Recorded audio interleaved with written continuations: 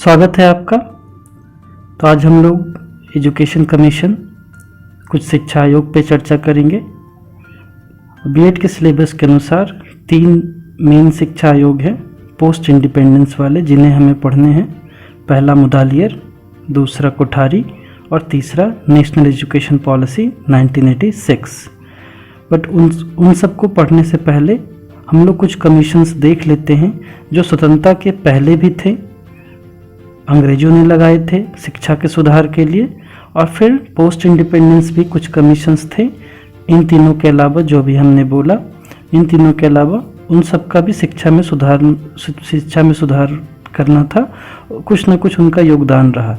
तो इन सब के बारे में थोड़ी बहुत बस जानकारी एज ए समरी हम लोग रखते हैं। तो प्री इंडिपेंडेंस पे चलते हैं। सबसे इम्पॉर्टेंट मैकॉले मिनट 1835 में आया था। विलियम बेंटिक उस समय वाइसराय थे, उन्होंने इसको अप्रूव किया। इसका मेन पर्पस इंग्लिश एजुकेशन को बढ़ावा देना था। इंडिया में जो भी ट्रेडिशनल सिस्टम से ख़त्म करके इंग्लिश एजुकेशन चाहिए, क्योंकि उनको अपने यहाँ काम करने के लिए जो लोग चाहिए होते थे वो इंग्लिश में ट्रेंड होने चाहिए। इसलिए मैकॉले मिनट ने इंग्लिश एजुकेशन में शिक्षा की बात की। वुड्स डिस्पैच इसी का थोड़ा एक्सप्लेन किया हुआ है मैकॉले मिनट का। तो इसमें भी अंग्रेजी शिक्षा पे ही जोर रहा। हाँ, इसमें और भी बाकी शिक्षा की बात रही। यूनिवर्सिटी इस्टेब्लिशमेंट इसके बाद बहुत सारे देखे गए, जैसे कैलकाटा का यूनिवर्सिटी इसके बाद इस्टेब्लिश हुआ था, और यहाँ तक कि हमारा पटना कॉलेज भी इसी वुड्स डिस्पैच के बाद ही इस्टेब्लिश हुआ था 1861 में। तो वुड्स डिस्पैच एक लैंडमार्क बोलते हैं एजुकेशन कमीशन में, इंडिया के एजुकेशन कमीशन के नाम पे, और ये अंग्रेजों ने ही लाया था। फिर उसके बाद हंटर कमीशन है 1882 का। इसका मेन पर्पस प्राथमिक शिक्षा पर जोर देना था। प्राथमिक शिक्षा में जो भी चीज़ें थी, लोकल लेवल पे प्राथमिक शिक्षा को कैसे बढ़ावा दिया जाए, वो हंटर कमीशन ने रिकमेंड किया था। फिर एक रैले कमीशन आई थी 1902 में। 1902 की बात करें तो ये एक ऐसा फेज था जहाँ पे गरम दल नरम दल वाले झगड़े बहुत चल रहे थे, और जो भी यूनिवर्सिटी थी उसमें राजनीतिक हस्तक्षेप बहुत हो रहा था, छात्र आंदोलन बहुत हो रहे थे। तो उस राजनीतिक हस्तक्षेप को रोकने के लिए ही कुछ रिकमेंडेशन थे जो रैले कमीशन ने दिए थे 1902 में, और इसके बाद ही जाके 1904 में एक यूनिवर्सिटी एक्ट भी बना था। फिर उसके बाद जो इम्पोर्टेंट है, most important, Sadler commission Bihar के रिस्पेक्ट में तो बहुत इम्पॉर्टेंट है। सैडलर कमीशन 1917 में हुआ था। इसको कैलकाटा यूनिवर्सिटी कमीशन भी बोलते हैं। सैडलर कमीशन वो कमीशन था जिसके बाद कैलकाटा, पहले जो पटना कॉलेज था वो कैलकाटा यूनिवर्सिटी से एफिलिएटेड था, बट इस सैडलर कमीशन के बाद एक पटना यूनिवर्सिटी का इस्टेब्लिशमेंट हुआ और पटना कॉलेज उसका कॉलेज बना। तो बिहार के रिस्पेक्ट में सैडलर कमीशन इम्पॉर्टेंट, क्योंकि पटना यूनिवर्सिटी का इस्टेब्लिशमेंट इसी कमीशन के रिकमेंडेशन पे हुआ। फिर उसके बाद हर्टॉग कमेटी 1928, ये भी प्राथमिक शिक्षा से ही रिलेटेड था। इसमें वुमेन एजुकेशन की भी बात बोली गई थी, और प्राथमिक शिक्षा में जो भी खर्च होते हैं, अपव्यय होते हैं, उनसे रिलेटेड रिकमेंडेशन था ताकि उस खर्चों को कम किया जा सके। फिर 1944 में सार्जेंट प्लान आया। सार्जेंट प्लान का मेन काम क्या था, जो आज़ादी के बाद तक भी जो ऑर्गेनाइजेशनल पैटर्न देखने को मिलता था हमें, वो सार्जेंट प्लान का ही दिया हुआ था। जब तक कोठारी कमीशन नहीं आया था तब तक बहुत सारे जगहों पे सार्जेंट प्लान ने जैसे पैटर्न रखा था वैसे ही चलता था कि प्राथमिक शिक्षा, एलिमेंट्री एजुकेशन, सेकेंडरी एजुकेशन जिससे उन्होंने रखा था सार्जेंट प्लान के बेसिस पे ही चलता था। फिर आते हैं हम लोग स्वतंत्रता के बाद पे।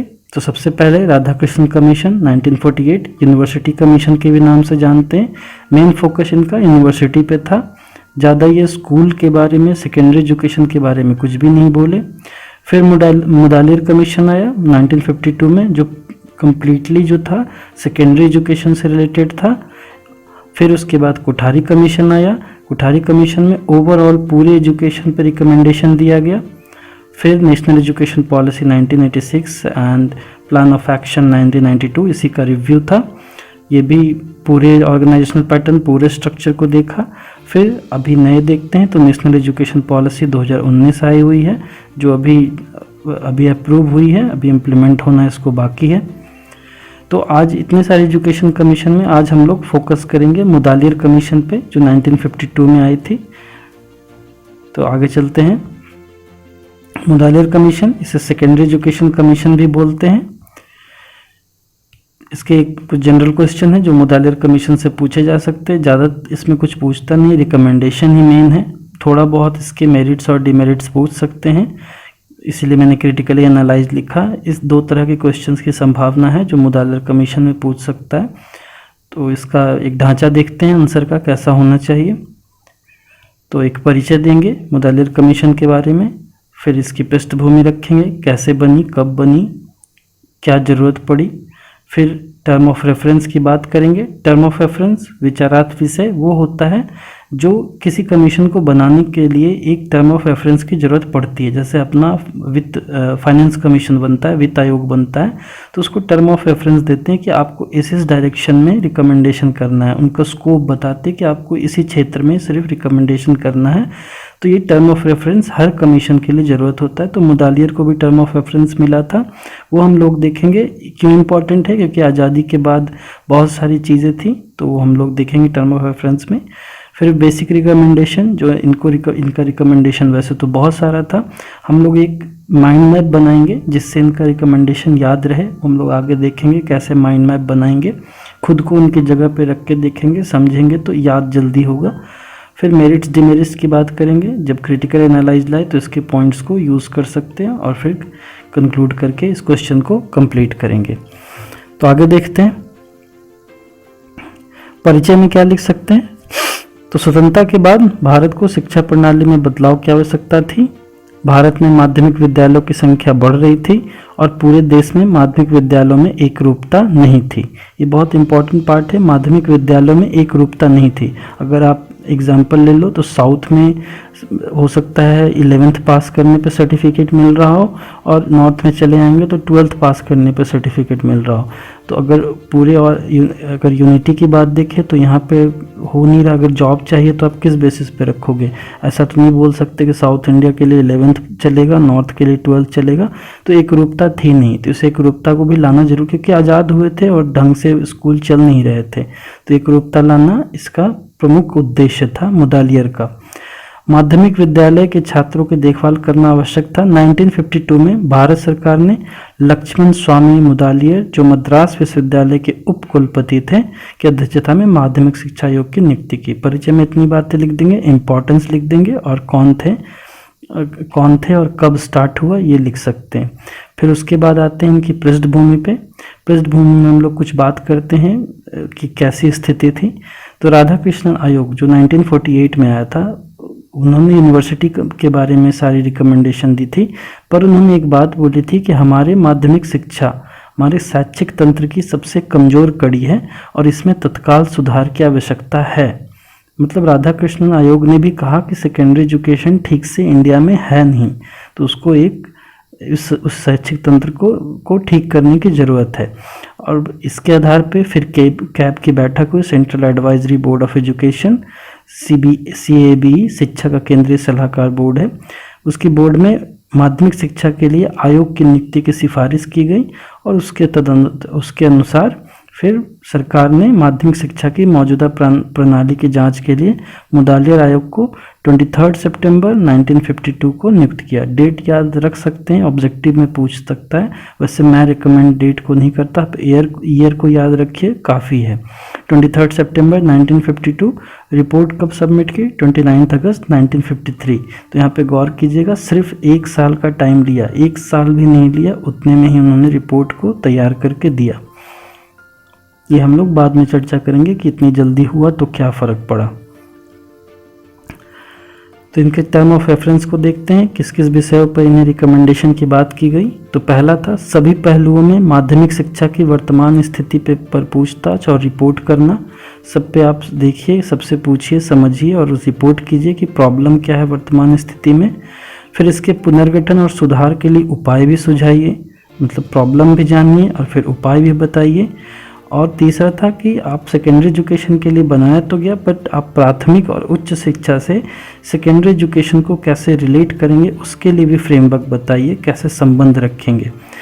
विभिन्न प्रकार के माध्यमिक विद्यालयों का अंतर संबंध, जगह जगह जो ज्योग्राफी पे कुछ south India, north India, waste India, उनका अंतर संबंध होना चाहिए। अन्य संबंधित समस्याएं, ताकि देश के लिए आवश्यकता और संसाधन के अनुकूल माध्यमिक शिक्षा की समान और उचित प्रणाली उपलब्ध कराई जा सके। यही सब टर्म ऑफ रेफरेंस थे। आगे देखते हैं। अब रिकमेंडेशन जो सबसे इम्पॉर्टेंट आता है, इसको याद कैसे करें। तो याद करने के लिए ज़्यादा मेहनत करने की ज़रूरत नहीं है, बहुत सारे पॉइंट्स को रटने की ज़रूरत नहीं है। आप एक बार इसको समझिएगा क्या क्या चीज़ें हैं। अगर आपको खुद बनाया जाए कि आप कमीशन के चेयरमैन हैं, आपको एजुकेशन सिस्टम में सुधार करना है, तो आप किन किन चीज़ों को देखोगे। जो जो चीज़ें आप देखोगे, मुदालियर साहब ने भी उतनी ही चीज़ें देखी थी, एक दो एक्स्ट्रा आपकी सोच से फ़र्क आ सकता है। तो सबसे पहला चीज़ आप क्या देखोगे कि जो पैटर्न चल रहा है अभी, जैसे 10+2+3 का, क्या वो पैटर्न सही है। नई एजुकेशन पॉलिसी में भी देखिए उसी पैटर्न पे ध्यान दिया। मतलब कमीशन सबसे पहले इसी पे ध्यान दिया कि पैटर्न क्या चल रहा है, कहाँ कहाँ पे एक्सटर्नल एग्ज़ाम हो रहे हैं। तो सबसे पहला ऑर्गेनाइजेशनल स्ट्रक्चर होगा। फिर दूसरा पाठ्यक्रम क्या चल रहा है, स्कूल में क्या पढ़ाया जा रहा है, वो चेक करोगे आप पाठ्यक्रम। फिर चेक करोगे कि पाठ्य पुस्तक कौन से पढ़ते हैं, कितने स्टैंडर्ड का पाठ्य पुस्तक है, वो एक देखोगे आप। फिर शिक्षण की विधि क्या है, किस तरह से पढ़ाया जा रहा है, वो देखोगे आप। अनुशासन का कैसा मैनेजमेंट है, डिसिप्लिन कैसे रखा जाता है, वो देखोगे आप। और टाइप ऑफ एजुकेशन किस तरह का दिया जा रहा है, मतलब कि सिर्फ सब्जेक्ट पढ़ाया जा रहा है या कुछ करेंट पर्सपेक्ट में वोकेशनल या एग्रीकल्चर, ये सब एजुकेशन की बात हो रही है या नहीं हो रही है, उस टाइप के एजुकेशन को देखोगे। फिर आप देखोगे कि एग्जामिनेशन का क्या प्रोसेस है, कैसे इवेलुएट कर रहे हैं बच्चों को, वो देखोगे। फिर स्कूल मैनेजमेंट देखोगे कि स्कूल का इंफ्रास्ट्रक्चर कैसा है, उसका रूटीन वर्क कैसा है, वर्किंग आवर्स कैसा है, स्कूल मैनेजमेंट देखोगे। और ये 2 पॉइंट है, एडमिनिस्ट्रेशन एंड इंस्पेक्शन, कि आप स्कूल को इंस्पेक्शन कैसे करोगे, वो ढंग से काम कर रहे हैं कि नहीं कर रहे हैं। और एक गाइडेंस एंड काउंसलिंग। यही 10 वेरिएबल उन्होंने भी सोचा और इसी 10 वेरिएबल पे हम लोग का रिकमेंडेशन दिया है। तो उस एक एक वेरिएबल को उठाएंगे और उनके रिकमेंडेशन को फिट करेंगे कि उन्होंने क्या बोला। ऑर्गेनाइजेशनल स्ट्रक्चर, संरचना पे क्या बोला, पाठ्यक्रम पे क्या बोला, पाठ्य पुस्तक के लिए क्या बोला, पढ़ाने की विधि कैसी होनी चाहिए, अनुशासन कैसे मेंटेन होगा, शिक्षा का कौन कौन सा प्रकार डाल सकते हैं, परीक्षा कैसे हो रही है, स्कूल प्रबंधन, प्रशासन और मार्गदर्शन, ये सब वेरिएबल एक एक करके देखते हैं हम लोग। पहला संरचना की बात करते हैं, ऑर्गेनाइजेशनल पैटर्न की। तो इन्होंने क्या बोला कि माध्यमिक शिक्षा जो है वो 11 से 17 वर्ष के बच्चों के लिए 7 वर्ष की होनी चाहिए। मतलब 11 से लेकर 17 7 वर्ष हो गए। इन्होंने बोला कि 4 या 5 साल के बाद, उस समय चूँकि वो सार्जेंट प्लान वाला चीज़ चल रहा था, तो कहीं 4 था और कहीं 5 था, जूनियर बेसिक जो प्री प्राइमरी बोलते हैं जो। तो 4 से 5 साल के बाद जूनियर बेसिक शिक्षा, उसके बाद जूनियर सेकेंडरी या सीनियर बेसिक स्टेज 3 साल का, और उच्चतर माध्यमिक चरण 4 साल का। मतलब वो 4-5 साल वाला तो था ही, उस पर तो उनको रिकमेंडेशन देना था नहीं क्योंकि इनका सेकेंडरी एजुकेशन पे चलना था। तो इन्होंने सेकेंडरी को जूनियर सेकेंडरी 3 साल और उच्चतर माध्यमिक चरण 4 साल, 7 साल में बदला, 3 साल प्लस 4 साल। फिर इंटरमीडिएट कक्षा जो था उस समय अब उसको बोला कि ये हटा देते हैं, 11th को जोड़ देते हैं हाई स्कूल में और 12th को जोड़ देते हैं यूनिवर्सिटी में। तो 11th चला गया हाई स्कूल में और 12th आ गया यूनिवर्सिटी में। और हाई स्कूल के छात्रों के लिए डिग्री व्यावसायिक पाठ्यक्रम में प्रवेश करने के लिए 1 वर्ष पूर्व विश्वविद्यालय पाठ्यक्रम लेना होगा। 1 year pre university course for high school student to enter into degree professional course. तो जो 1 साल उन्होंने यूनिवर्सिटी के लिए डाला 12th वाला, वहाँ पे उनको प्री यूनिवर्सिटी कोर्स लेना होगा ताकि वो डिग्री कोर्स में इंटर कर सके, वहाँ एडमिशन ले सके। तो इम्पॉर्टेंट क्या बात हुई, 7 वर्ष का सीनियर सेकेंडरी एजुकेशन होना चाहिए, जिसमें 3 साल जूनियर सेकेंडरी या सीनियर बेसिक और 4 साल उच्चतर माध्यमिक हायर सेकेंडरी स्टेज वाला चलेगा। दूसरा चलते हैं पाठ्यक्रम पे। पाठ्यक्रम पे उन्होंने क्या बोला कि जूनियर स्कूल जो 3 साल वाला था, जूनियर स्कूल के चरणों में सामाजिक अध्ययन, सामान्य विज्ञान, गणित, कला, संगीत, शारीरिक शिक्षा, आर्ट सब डाल दिया जूनियर वाले में। उच्चतर वाले में भी विविध पाठ्यक्रम की सिफारिश की गई। पाठ्यक्रम को 2 श्रेणी में रखा इन्होंने, पहला कोर, दूसरा वैकल्पिक। कोर में नॉर्मल सब डाला, भाषा, सामान्य विज्ञान, सामाजिक अध्ययन, गणित, आर्ट सब। और वैकल्पिक के लिए 7 विषय रखें, जिसमें से 3 विषय का आप चयन कर सकते हैं।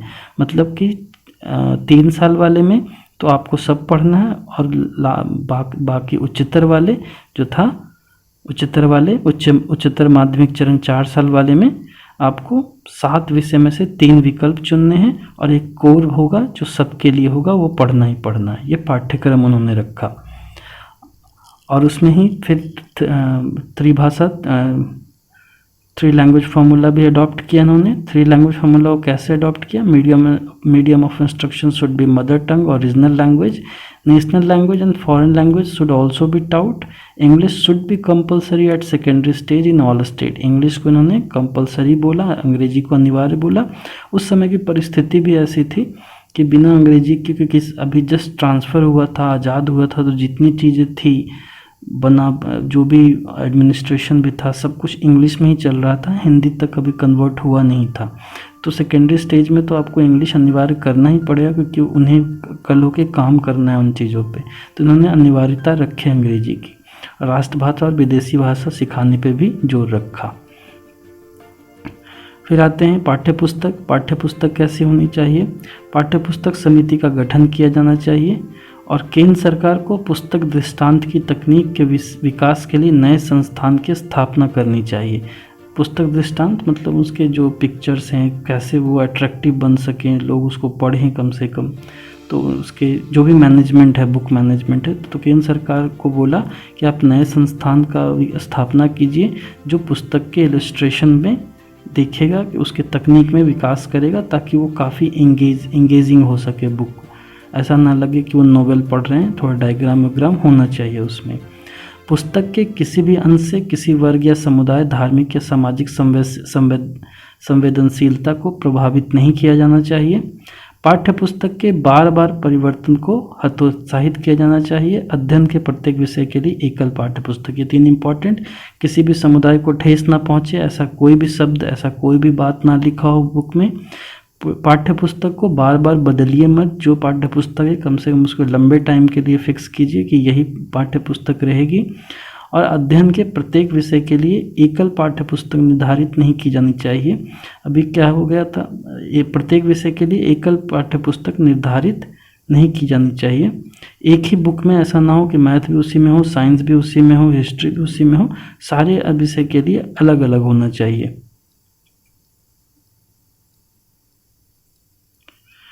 फिर शिक्षण विधि पे आते हैं। शिक्षण विधि क्या बोलते हैं? शिक्षण विधि गतिविधि आधारित होनी चाहिए, एक्टिविटी सेंटर होना चाहिए, व्यक्तिगत अंतर का ध्यान, इंडिविजुअल डिफरेंस का ध्यान रखना चाहिए। बहुत जनरल सी बात है, ये सभी बोलते हैं। गतिविधि होना चाहिए, इंडिविजुअल डिफरेंस का ध्यान रखिए, वांछनीय मूल्य और दृष्टिकोणों को विकसित करना चाहिए, प्रयोगात्मक और प्रदर्शन विधि पर अधिक ध्यान केंद्रित किया जाना चाहिए, सह पाठ्यक्रम गतिविधियों को प्रोत्साहित किया जाना चाहिए। ये बहुत नॉर्मल बात है। शिक्षण विधि में जो बाद के आए हुए सब कमीशन है, सब यही बोलते हैं, प्रैग्मेटिज्म वाली चीज़ें फॉलो कीजिए, एक्टिविटी ओरिएंटेड रहिए।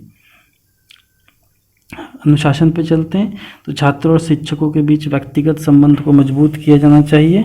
स्कूल में आचार्य संहिता के अवलोकन के साथ स्व सरकार के पैटर्न को शुरू किया जाना चाहिए।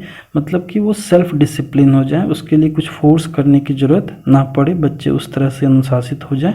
और छात्र और शिक्षकों के बीच जितनी हो सके दूरी कम करें, उनके संबंध को मजबूत किया जाए।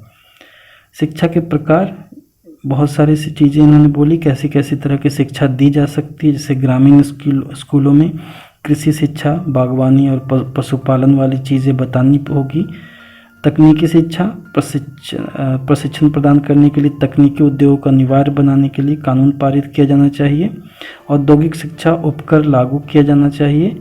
नैतिक और धार्मिक शिक्षा, स्वैच्छिक रूप से अनुनियमित स्कूल के बाद माता पिता की सहमति से बहुउद्देशीय विद्यालय की स्थापना की जानी चाहिए। तो बस ऐसे ही इम्पोर्टेंट है। कृषि शिक्षा पर ध्यान देना चाहिए, ग्रामीण इलाके में खास करके, ताकि वहाँ पे बागवानी और पशुपालन कर सकें। तकनीकी शिक्षा की जहाँ तक बात थी, तकनीकी शिक्षा में जो भी इंटर्नशिप होता है इंडस्ट्री को ऐसा अनिवार्य कर देना चाहिए, मैंडेटरी करना चाहिए कि वो इंटर्नशिप दें। और साथ में उन्होंने बोला कि technical education cess can be applied. अभी हम लोग के भी उसमें देखते हैं एजुकेशनल सेस कुछ 2 या 3% कटते हैं, जहाँ तक मुझे याद है, या 1% है, याद नहीं, पर कुछ एजुकेशनल सेस कटते हैं। तो वैसा बोला एजुकेशनल सेस मतलब एक तरह से टैक्स हो गया, तो वो आप टेक्निकल एजुकेशन के लिए लगा सकते हैं, जिससे कि टेक्निकल एजुकेशन को सपोर्ट कर सकें और जो भी पैसा आएगा उस टैक्स से। फिर नैतिक और धार्मिक शिक्षा भी देखिए, स्वैच्छिक रूप से नियमित स्कूल समय के बाद। अगर आपको धार्मिक और नैतिक शिक्षा देनी है तो स्कूल समय के बाद देनी होगी, और भी माता पिता की सहमति से। ये चौथा वाला इम्पॉर्टेंट है, जो कभी ऑब्जेक्टिव पूछता है कि which commission has recommended multipurpose school. तो ये मुदालिर कमीशन थे जिन्होंने बहुउद्देशीय विद्यालय की स्थापना की जानी चाहिए, ऐसा रिकमेंडेशन दिया था। बहुउद्देशीय विद्यालय का मतलब उसमें सब कुछ पढ़ाया जाएगा, एग्रीकल्चर वाला एजुकेशन भी, टेक्निकल वाला, वोकेशनल, जो भी एजुकेशन है सब हो सके, बहुत सारे उद्देश्य होंगे उस विद्यालय के। फिर स्वास्थ्य और शारीरिक शिक्षा दी जानी चाहिए, ये भी इम्पॉर्टेंट है। फिजिकल एजुकेशन की बात भी सब करते हैं। कुछ शिक्षकों को प्राथमिक चिकित्सा में प्रशिक्षित किया जाना चाहिए। 40 वर्ष से कम आयु के सभी शिक्षक को शारीरिक गतिविधियों में सक्रिय रूप से भाग लेना चाहिए। इन्होंने बोला 40 वर्ष से जो भी कम के टीचर हैं वो खेल कूद जो भी बच्चे कर रहे हैं उनमें भाग लें सक्रिय रूप से।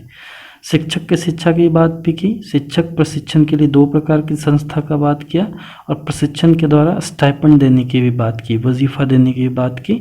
माध्यमिक शिक्षक प्रशिक्षण में क्या था, माध्यमिक विद्यालय के बाद तो उसकी प्रशिक्षण की अवधि 2 वर्ष होगी, और अगर आप ग्रेजुएट हैं तो आपके प्रशिक्षण की अवधि 1 साल की होगी। मतलब जो सेकेंडरी एजुकेशन पास किए उन्हें टीचर बनना है तो 2 साल की ट्रेनिंग, और जो ग्रेजुएट हैं वो 1 साल की ट्रेनिंग।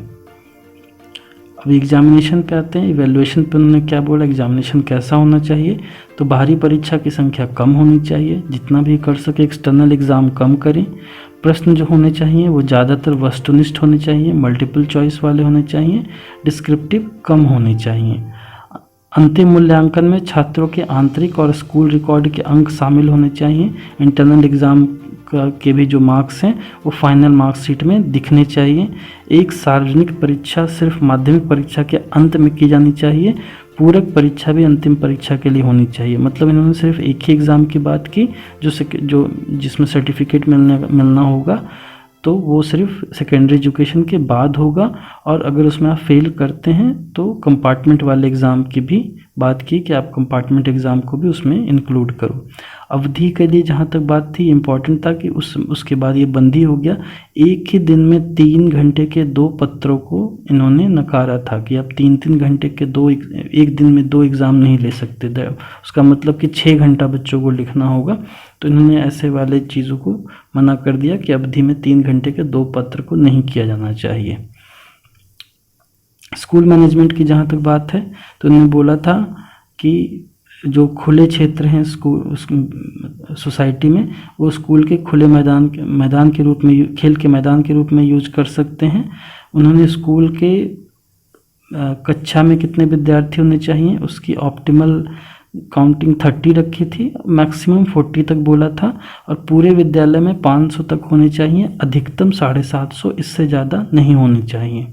और जहाँ तक कार्य अवधि की बात थी कि कितने घंटे, तो कार्य दिवस 200 से कम नहीं होना चाहिए।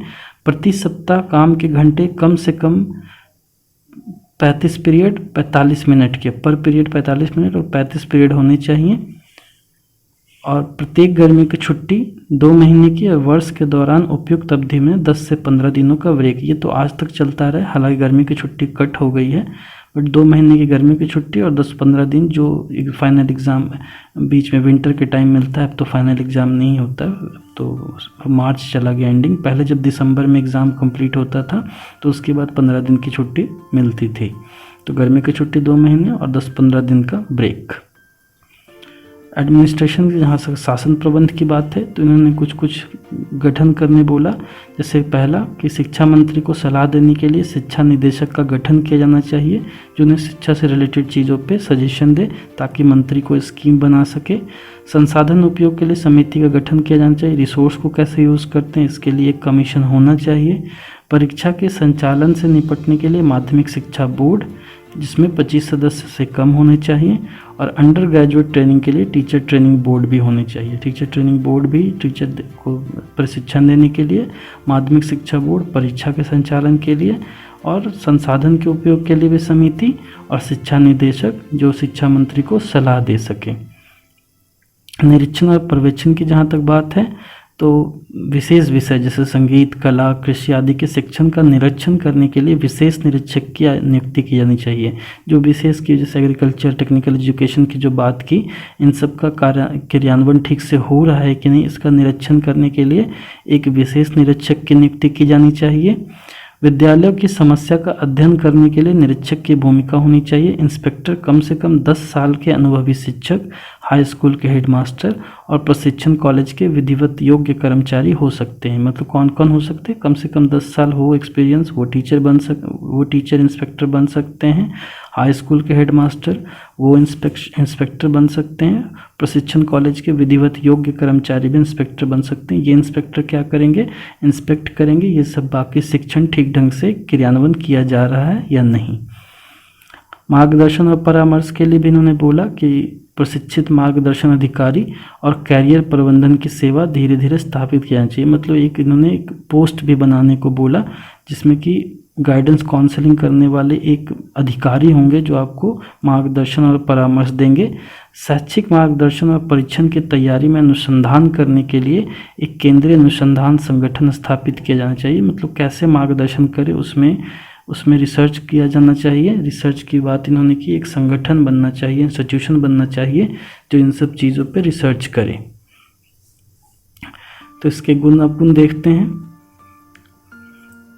तो गुण बहुत सारे, गतिविधि आधारित शिक्षा की बात की इन्होंने, कृषि शिक्षा पे बल दिया, बाल केंद्रित की बात की, शिक्षक के वेतन और स्थिति में सुधार किया, बाहरी परीक्षा पर अधिक बल नहीं दिया, बहुउद्देशीय विद्यालयों पर बल दिया, उद्योगों के पास तकनीकी स्कूल खोलने का सुझाव दिया। मतलब जहाँ पे इंडस्ट्री है वहीं पे आप टेक्निकल स्कूल खोलिए। पहले की टाइम में देखिएगा तो ऐसा ही होता था। आप जितने बड़े यूनिवर्सिटी, बड़े कॉलेज को देखिएगा तो वहीं पे खुले हुए हैं जहाँ पे इंडस्ट्री बनी हुई है। तो सिंदरी देख लीजिए, ISM धनबाद देख लीजिए, ये सब इसी कॉन्सेप्ट पे बने हुए कि जहाँ पे इंडस्ट्री है कॉलेज को वहीं पे खोलिए ताकि इंटर्नशिप में उन्हें आसानी मिल सके। डिमेरिट्स क्या हैं? जब क्रिटिकली एनालाइज करेंगे तो डिमेरिट्स को लिख सकते हैं। सुझाव जल्दीबाजी में दिए गए थे इसलिए समस्या अभी भी थी। सुझाव कितने मुश्किल से 11 महीने ही लिया था इन्होंने, 11 महीने में ही सुझाव दे दिया। तो ऐसा मानना है कि इन्होंने ठीक से सर्वे नहीं किया और बड़ा जल्दी दे दिया, इसलिए ठीक से समस्या को सॉल्व नहीं कर पाया। बाद में कोठारी कमीशन ने आके कुछ हद तक इसको ठीक किया। महिला शिक्षा के संबंध में कोई सुझाव नहीं था। अंग्रेजी पर जोर दिया। 3 भाषा सूत्र छात्रों पर बोझ था। अंग्रेजी पर तो जोर दिया ही, फिर और उन्होंने फॉरेन लैंग्वेज की बात की जो कि ज़रूरत थी नहीं। पाठ्यपुस्तक का चयन करने के लिए उच्च शक्ति समिति के संबंध में सुझाव अवास्तविक था। तो जो उन्होंने दिया था कि एक पाठ्यपुस्तक के इलस्ट्रेशन के लिए संगठन बनाओ और उसको चयन करने के लिए, तो ये सब उस वक्त के लिए ज़रूरी था नहीं। उस वक्त के लिए तो अवास्तविक था। हाँ, अभी चल सकता है बट उस वक्त ये ज़रूरी भी नहीं था और अवास्तविक था। और अधिक बोझ वाला पाठ्यक्रम था। बहुत उन्होंने सारे कोर और वो मिला दिया था। वैकल्पिक विषय कोर में भी सब डाल दिया और वैकल्पिक साथ में 3 लेने थे। तो एक तरह से वो बोझ वाला पाठ्यक्रम था। तो इसको कंक्लूड कर सकते हैं। कंक्लूड में तो जो चीज़ें हैं वही लिख सकते हैं आप घुमा फिरा के। एक इम्पॉर्टेंट लाइन था जिसको मैंने ऐड कर दिया है कि माध्यमिक शिक्षा आयोग की रिपोर्ट को वास्तव में शिक्षकों के लिए बाइबल कहा जाता है और भारतीय शिक्षा प्रणाली में ऐतिहासिक है। बाइबल क्योंकि वो टीचर के लिए पहली बार ऐसा कोई कमीशन था जिसने पूरी तरह से बताया कि टीचर को क्या क्या लेना है, कौन सी विधि लेनी है, क्या लेनी है। तो टीचर के बारे में बहुत कुछ उन्होंने बोला, सैलरी वैलरी को भी ठीक किया। तो secondary education report is truly called Bible of teacher and is landmark in Indian education system. तो इस तरह करके हम लोग और भी इसमें जो बातें है पहले वाली उसको मिलाकर कंक्लूड कर सकते हैं। तो यहीं तक था मुदालिर कमीशन। इम्पॉर्टेंट है रिकमेंडेशन का वो पार्ट जिसको वेरिएबल्स जो आपको ध्यान रखने हैं कि स्ट्रक्चर कैसा होना चाहिए, पाठ्यक्रम कैसा होना चाहिए, टीचिंग मेथड कैसा होना चाहिए, पाठ्य पुस्तक कैसा होना चाहिए, स्कूल का मैनेजमेंट कैसा होना चाहिए, एग्जामिनेशन, इवैल्यूएशन एडमिनिस्ट्रेशन कैसा होना चाहिए, गाइडेंस काउंसलिंग की बात है, ये सब एक बार फिर से उसको 2-3 बार देख लीजिएगा और फिर उस पर आप अपना फिट कीजिएगा कि मुदालिर साहब ने क्या क्या बोला, याद हो जाएगा वो। चलिए आज का एंड करते हैं यहाँ पे। Thank you.